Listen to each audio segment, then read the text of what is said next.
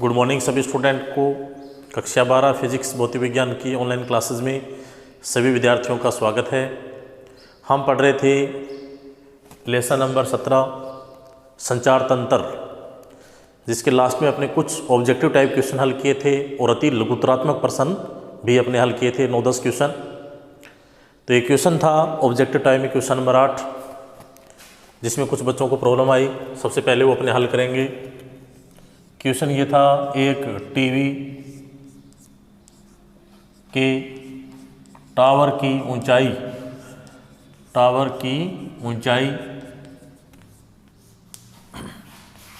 h metre है और पृथ्वी की त्रिज्या कैपिटल R मीटर है। तो टावर द्वारा घेरा गया क्षेत्रफल कितना होगा। क्षेत्रफल हमें यहां से ज्ञात करना है, क्षेत्रफल कितना होगा, जबकि कंडीशन है h लेस देन r। इसका मतलब क्या है कि जो h है वो एंटीना की हाइट है, जो पृथ्वी की त्रिज्या की तुलना में क्या बहुत ही कम है। पृथ्वी की त्रिज्या कितनी है, 6400 किलोमीटर, और एंटीना या जो टावर है उसकी जो हाइट होगी वो लगभग कितनी होगी, लगभग 100 मीटर। तो h का मान r की तुलना में क्या होगा, बहुत ही कम। अब यहाँ से अपने इसका फॉर्मूला निकालना है कि घेरा गया जो क्षेत्रफल है वो कितना होगा। तो इसको अपने हल करेंगे। यदि h लेस देन r है तो सबसे पहले दूरी कितनी होगी, दूरी का मान अपने निकाला था d बराबर 2RH, कि जो प्रेसी एंटीना है उसके द्वारा जो तरंगे प्रसारित की गई है वो कितनी दूर तक जा सकती है, तो कितनी आ जाएगी, d बराबर 2RH। अब है टावर द्वारा या एंटीना द्वारा घेरा गया क्षेत्रफल या तरंगे कितनी दूरी तक, कितने क्षेत्रफल तक प्रसारित हो रही है। तो टावर द्वारा घेरा गया क्षेत्रफल निकालेंगे। क्षेत्रफल A बराबर क्या होगा, पाई r स्क्वायर। लेकिन यहाँ पर त्रिज्या के स्थान पे अपने क्या लेना है, दूरी लेनी है। दूरी कितनी है, d, पाई d स्क्वायर। अब अपने को क्या करना है, डायरेक्ट यहाँ से d का मान इस फॉर्मूले में रख देना है। तो A बराबर क्या जाएगा, पाई, और d का यहाँ पर अपने को स्क्वायर करना है। जैसे अपने स्क्वायर करेंगे तो रूट हट जाएगा, तो ये आ जाएगा 2RH। तो A बराबर यानी एरिया कितना आ गया, 2 पाई RH। ये इसका आंसर था। बिल्कुल ही सिंपल क्वेश्चन, इसको आप अच्छे ढंग से करके देखें, आ सकता है 2 नंबर का। अब एक क्वेश्चन दे रहा हूँ मैं आपको, जो आप मुझे हल करके जितना इसका आंसर आ रहा है वो कमेंट के रूप में आपको बताना है। एक टीवी के टावर की जो ऊंचाई है वो है 80 मीटर। कितनी है, 80 मीटर। तो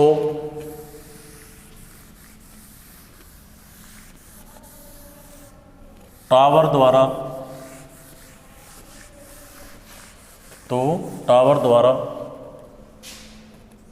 प्रसारित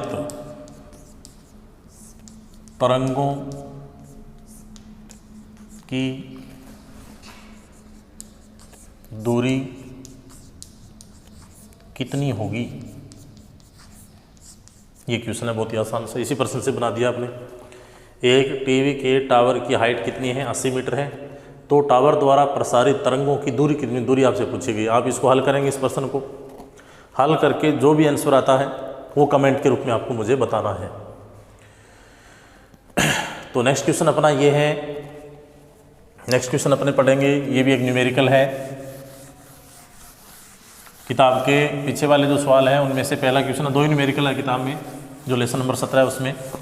एक अपने पहले कर चुके हैं।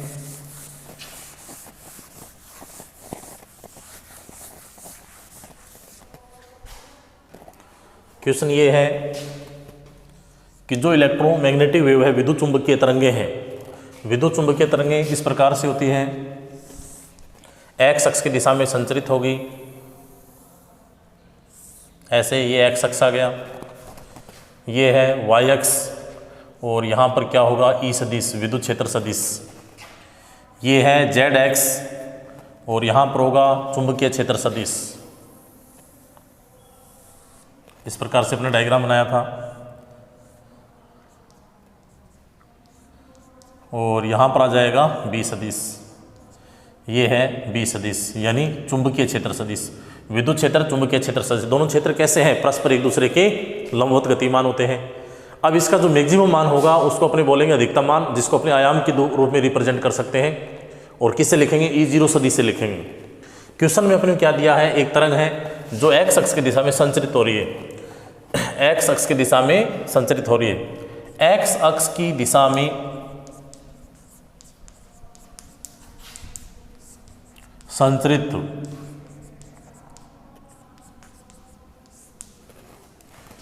विद्युत चुंबकीय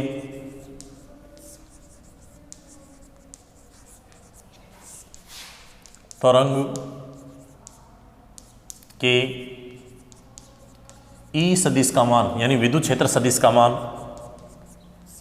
600 वोल्ट प्रति मीटर है,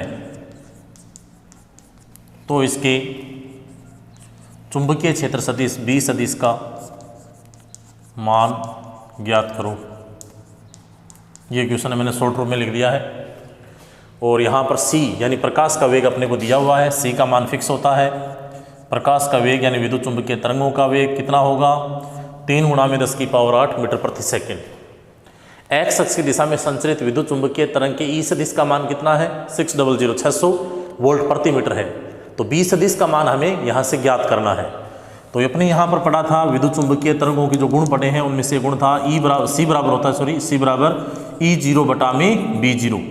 E0 क्या है, विद्युत क्षेत्र सदिश का अधिकतम मान। B0 क्या है, चुंबकीय क्षेत्र सदिश का अधिकतम मान। अगर यहाँ से अपने B0 का मान निकालें तो B0 बराबर क्या आएगा, E0 बटा में C। अब देखो अपने मान रख देंगे। E0 का मान अपने को प्रश्न में कितना दिया हुआ है, 600। C का मान कितना है, 3 × 10⁸। अब अपने इसको हल करेंगे, 600 में 3 का भाग देंगे कितना आएगा, 200। 10⁸ को ऊपर ले जाएंगे, किस में हो जाएगा, माइनस में हो जाएगा, माइनस आ गया 8। अब देखो 200 का मतलब है 2 × 10⁻², तो ये आ जाएगा 2 × 10⁻² प्लस में है, माइनस में कितने हैं 8, तो माइनस में कितने रह गए 6। मान किसका है, B0 का है यानी चुंबकीय क्षेत्र सदिश का मान है। तो मात्रक क्या आ जाएगा, टेस्ला।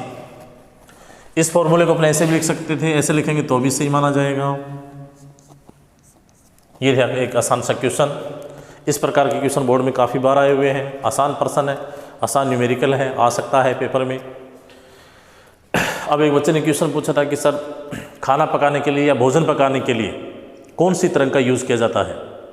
तो उसका आंसर क्या होगा, खाना पकाने के लिए या भोजन पकाने के लिए तरंग कौन सी होगी, माइक्रोवेव। यानी माइक्रोवेव जो है, सूक्ष्म जो तरंगे हैं उनका यूज़ खाना पकाने के लिए या भोजन पकाने के लिए किया जाता है।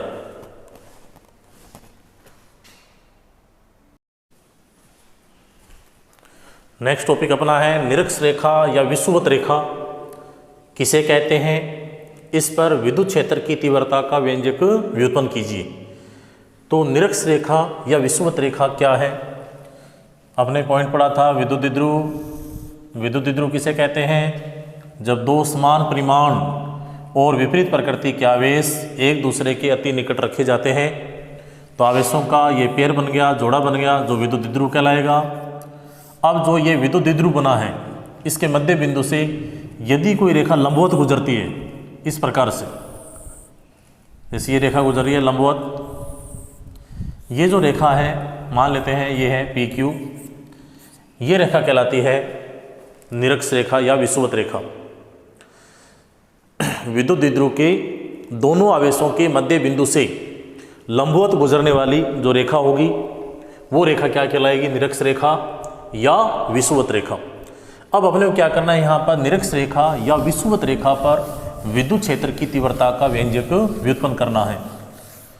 तो व्यंजक व्युत्पन्न करने के लिए सबसे पहले अपने दो आवेश लेंगे, एक -Q आवेश और दूसरा +Q आवेश।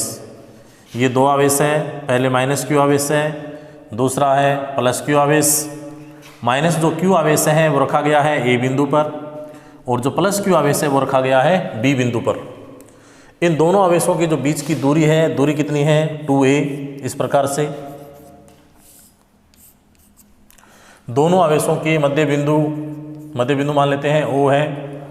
O से लंबवत r दूरी पर एक प्रेक्षण बिंदु है P बिंदु। ये जो प्रेक्षण बिंदु P लिया है ये कहाँ पर है, निरक्ष रेखा पर है या विषुवत रेखा पर है। इस बिंदु पर हमें क्या करना है, विद्युत क्षेत्र की तीव्रता ज्ञात करनी है। तो माइनस क्यू आवेश के कारण बिंदु P पर जो विद्युत क्षेत्र की तीव्रता होगी, अब माइनस क्यू आवेश क्या करेगा, P बिंदु पर जो आवेश है वो कैसा है, प्रेक्षण आवेश है, और प्रेक्षण आवेश हमेशा कैसा होता है, पॉजिटिव। तो माइनस क्या करेगा, प्लस को अपनी ओर आकर्षित करेगा। तो डायरेक्शन ये आ जाएगी विद्युत क्षेत्र की, यहाँ पर जो विद्युत क्षेत्र की तीव्रता है वो आ जाएगी E1 सदिश मॉड्यूलस। E1 सदिश मॉड्यूलस की डायरेक्शन क्या है, P से A की ओर, और कूलाम के नियम से इसका मान कितना होगा, E1 सदिश मॉड्यूलस इजकल टू KQ बटा में आ जाएगा AP स्क्वायर। ये बिंदु है A और ये बिंदु है P, ये दूरी अपने को निकालनी है AP स्क्वायर। इसको मान लेते हैं अपने समीकरण नंबर 1। अब देखो यहाँ पर त्रिभुज बन रहा है, त्रिभुज AOP। इस त्रिभुज में अपने को ये दूरी निकालनी है। ये दूरी मैं आपसे पूछूं टोटल दूरी कितनी है 2a, ये मध्य बिंदु है, तो ये दूरी कितनी आ जाएगी स्मॉल a। P बिंदु और O बिंदु के बीच की दूरी कितनी आ जाएगी r। तो अपने ये त्रिभुज जो AOP त्रिभुज है, इसके अंदर ये आधार है, ये लंब है और ये कर्ण है। कर्ण का मान हमें ज्ञात करना है। तो अपने क्या करेंगे, जो त्रिभुज AOP त्रिभुज है उसके अंदर अपने क्या करेंगे, पाइथागोरस की प्रमेय लगा देंगे। पाइथागोरस की प्रमेय से त्रिभुज AOP में पाइथागोरस की प्रमेय से, और पाइथागोरस की प्रमेय क्या कहती है, कर्ण स्क्वायर बराबर लंब स्क्वायर प्लस आधार स्क्वायर। तो कर्ण यहाँ पर क्या है AP स्क्वायर, ये आ जाएगा AP स्क्वायर। लंब यहाँ पर क्या है OP है, OP आ जाएगा OP स्क्वायर, और आधार यहाँ पर क्या है OA आ जाएगा OA स्क्वायर। AP का मान हमें ज्ञात करना है, तो ये आ जाएगा AP square equal to OP का मान कितना है, OP का मान है R स्क्वायर, OA का मान क्या है A स्क्वायर। ये आ जाएगी समीकरण नंबर 2। अब अपने क्या करेंगे, समीकरण 2 से AP स्क्वायर का मान समीकरण नंबर 1 में रख देंगे। तो ये आ जाएगा समीकरण 1 व 2 से क्या आएगा, E1 सदिश modulus equal to, most important person है ये, मान निकालेंगे अपने E1 सदिश मॉड्यूलस का। तो ये आएगा KQ बटा में R square plus A square, R square plus A square, और ये समीकरण आ जाएगी कितने नंबर, 3 नंबर। अब मैं आपसे पूछूंगी बताओ डायरेक्शन क्या होगी, E1 सदिश मॉड्यूलस की डायरेक्शन क्या होगी। तो डायरेक्शन आ जाएगी P से A की ओर। अब जिस प्रकार से अपने माइनस क्यू आवेश के कारण बिंदु P पर तीव्रता निकाली है, उसी प्रकार अपने क्या करेंगे, जो B बिंदु पर प्लस क्यू आवेश है उसके कारण तीव्रता निकालेंगे। तो ये आवेश पॉजिटिव, ये प्रेक्षण बिंदु है, ये भी पॉजिटिव होगा, प्लस प्लस को क्या करेगा, प्रतिकर्षित। तो डायरेक्शन आ जाएगी ये इस प्रकार से।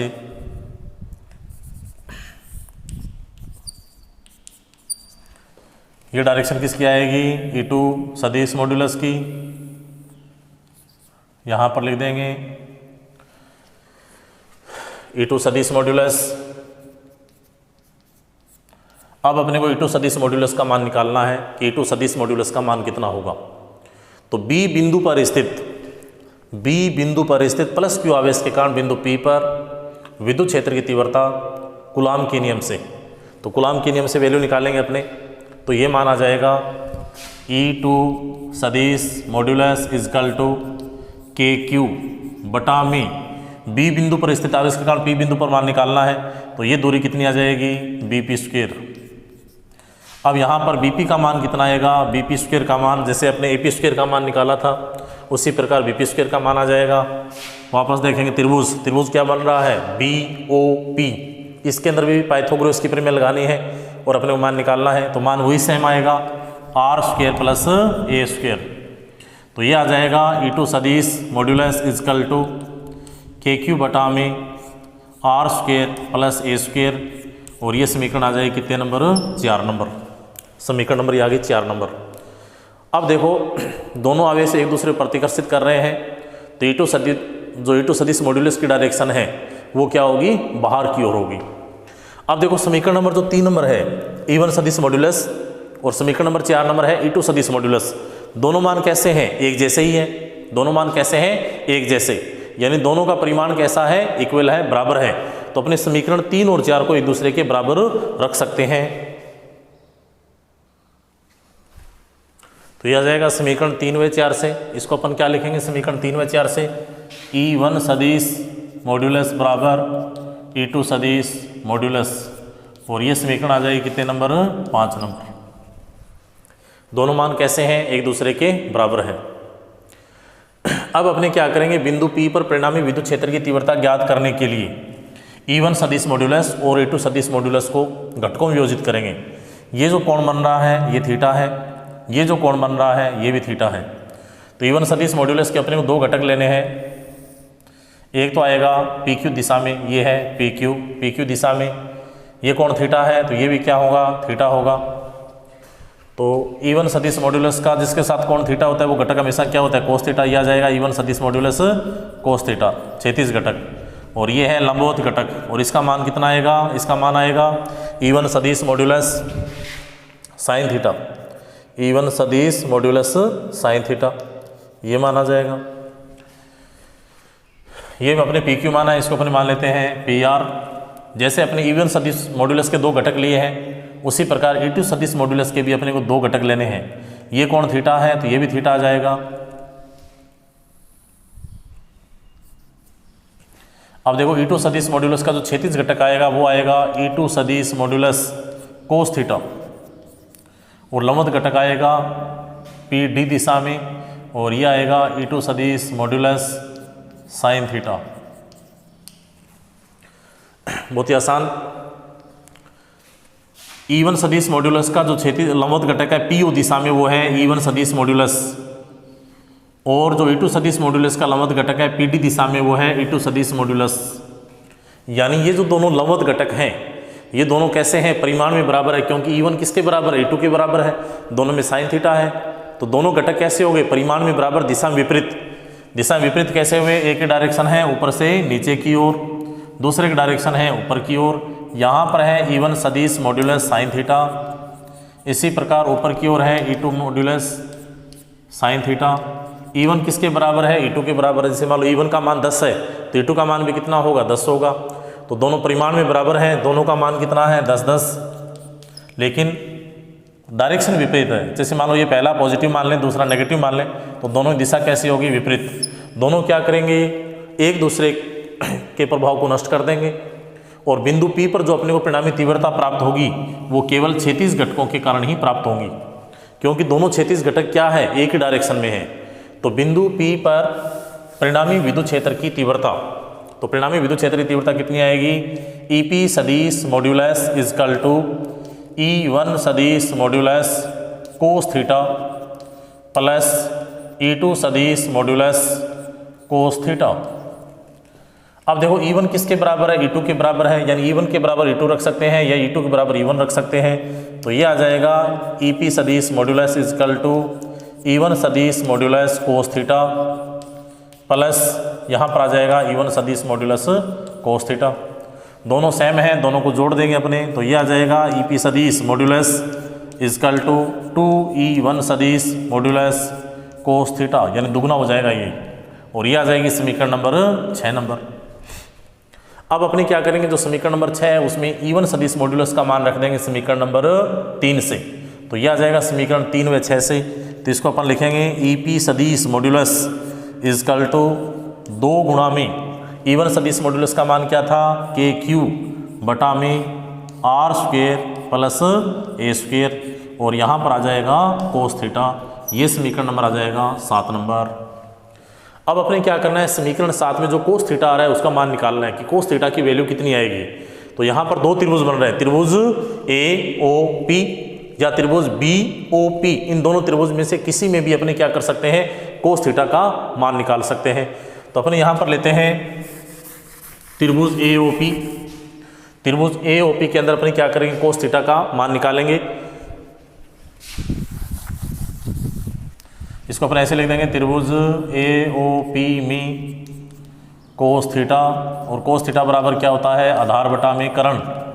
आधार क्या है, OA का मान क्या है, A, यह आ जाएगा स्मॉल a। कर्ण स्क्वायर निकाला था अपने, कर्ण स्क्वायर कितना आया था, आर स्क्वायर प्लस ए स्क्वायर। अपने को केवल कर्ण का मान चाहिए। थोड़ी देर पहले समीकरण नंबर 2 में आप देखें, समीकरण नंबर 2 में कर्ण स्क्वायर निकाला है, और कर्ण स्क्वायर बराबर क्या है, are square plus A square. केवल कर्ण का मान निकालेंगे तो रूट में क्या आ जाएगा, आर स्क्वायर प्लस ए स्क्वायर। ये समीकरण आ जाएगी समीकरण नंबर 8 नंबर। समीकरण 8 से अपने क्या करेंगे, कोस थीटा का मान समीकरण नंबर 7 में रख देंगे। तो ये आ जाएगा ईपी सदिश मॉड्यूलस इजकल टू 2 के स्थान पे 2 लिखना है, के क्यू बटा में है are square plus A square into a बटा में रूट के अंदर है are square plus A square. अब देखो यहाँ पर आधार सेम है दोनों का, आर स्क्वायर प्लस ए स्क्वायर है। इस पूरे की पावर कितनी है, कुछ भी नहीं लगाया, मतलब पावर कितनी है 1, और ये किस में है, रूट में है। इसका मतलब पावर कितनी है, आधी है। जब आधार समान होता है तो घात जुड़ जाएगी। तो इसकी पावर 1 है और इसकी पावर आधी, 1 और आधा कितना हो गया, 1.5, यानी 3/2। तो इसको अपन क्या लिखेंगे, ईपी सदिश मॉड्यूलस इजकल टू, ऊपर वाले को अपन ये लिख सकते हैं के इंटू क्यू इंटू 2a, और बटा में ये लिखेंगे आर स्क्वायर प्लस ए स्क्वायर की पावर 3/2। बिल्कुल सिंपल। इसके बाद अब देखो q इंटू 2a क्या होता है, q इंटू 2a ये होता है p के बराबर, यानी विद्युत ध्रुव आघूर्ण के बराबर। तो ये आ जाएगा ईपी सदिश मॉड्यूलस इजकल टू KP बटा में आ जाएगा आर स्क्वायर प्लस ए स्क्वायर की पावर 3/2। आर यहाँ पर क्या है, आर है विद्युत ध्रुव के मध्य बिंदु से प्रेक्षण बिंदु की दूरी। ई क्या है, विद्युत ध्रुव के मध्य बिंदु से आवेशों की दूरी। आवेशों का ये युग्म बना है, पेयर बना है, जोड़ा बना है। तो यहाँ पर ए का मान क्या होगा, आर की तुलना में बहुत ही कम, यानी आर ग्रेटर देन ए है। तो आर की तुलना में ए को नेगलेक्ट कर देंगे, आर की तुलना में ए को नगण्य मानने पर, नगण्य मानने पर, नगण्य मानेंगे किसको, ए को। तो अपने पास देखो क्या बचेगा,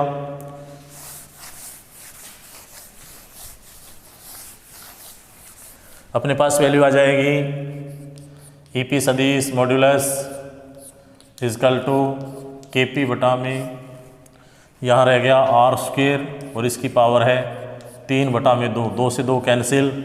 तो यह आ जाएगा ईपी सदिश मॉड्यूलस बराबर KP बटा में आर क्यूब। ये आ गया इसका आंसर।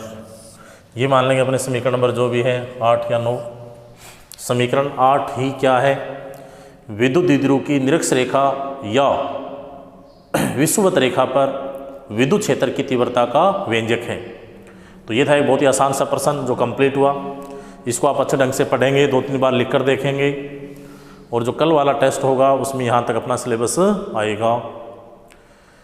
जो ओल्ड यानी पुराने वाले बच्चे हैं उनका सिलेबस रहेगा लेसन फर्स्ट जितना ये करवा दिया है यहाँ तक प्लस 17 नंबर, और जो न्यू स्टूडेंट है जो 11वीं में थे अभी 12वीं में है उनका केवल ये पहला चैप्टर 10 वीडियो देखने हैं आपको।